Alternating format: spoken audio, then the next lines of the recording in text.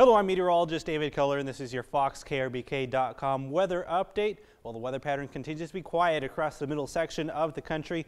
Lots of sunshine today, and that means temperatures will be warming up towards 50 degrees this afternoon. That is our normal high temperature for this time of year, so it is going to be comfortable out there under those sunny skies.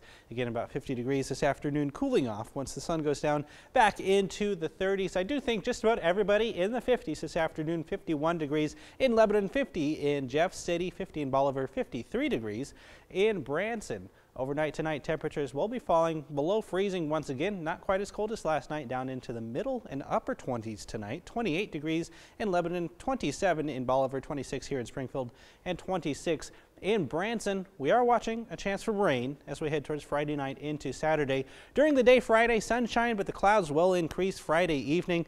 And we may see a few showers, maybe a couple of thunderstorms Friday night into Saturday morning. But by noon Saturday, rain's out of here and the clouds start to clear out too. So it is a very short shot for rain, but we are going to be watching that as we head towards the weekend. Here's your 7-day forecast. 50 degrees today, 54 Thursday, 56 Friday. There's that chance for rain Friday night into Saturday morning.